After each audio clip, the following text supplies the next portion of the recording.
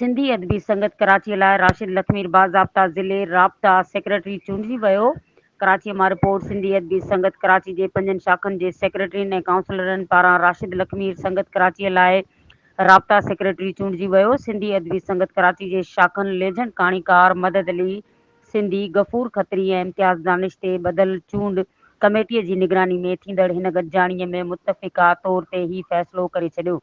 सिंधी अदबी संगत जी हिन गॾिजाणीअ दौरान अगस्त महीने जे आख़िरी या सितंबर महीने जे पहिरिएं हफ़्ते में थींदड़ सिंधी अदबी संगत डायमंड जुबली कॉन्फ्रेंस लाइ पिण लाइ अमल जोड़ियो वियो, जंहिं लाइ 7 मेंबरनि गौस पीरज़ादो, राशिद लखमीर, अज़हर ॿांभण, सारंग जोयो, इम्तियाज़ दानिश, सजाद ज़हीर ऐं मंसूर खोखर ते ॿधल हिकु चूंड कमेटी तश्कील ॾिनी वई, जेका कॉन्फ्रेंस लाइ अमल जोड़ींदी।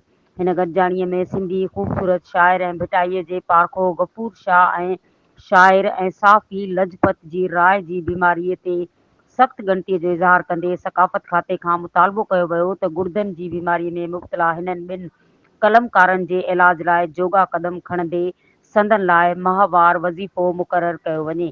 हिन गॾिजाणीअ में सिंधी अदबी संगत मर्कज़ खे तजवीज़ ॾिनी वई त हू जल्द सिंध जे बीमार अदीबनि जी हिकु लिस्ट तरतीब ॾेई बाज़ाब्ता तौर ते सिंध सक़ाफ़त खाते जे अमलदारनि सां मिली संदनि सहायता खे यकीनी बणाइनि।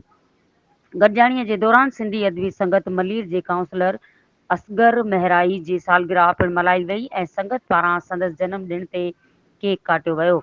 आख़िर में कॉन्फ्रेंस लाइ जोड़ियल कमेटीअ जी गॾिजाणी 21 जुलाई 2023 ते शाम जो 6:30 वॻे साईं मदद अली सिंधीअ जी ऑफिस में रखी वई आहे, जंहिं में प्रोग्राम कमेटीअ जा दोस्त शिरकत कंदे लाइ अमल जोड़ींदा।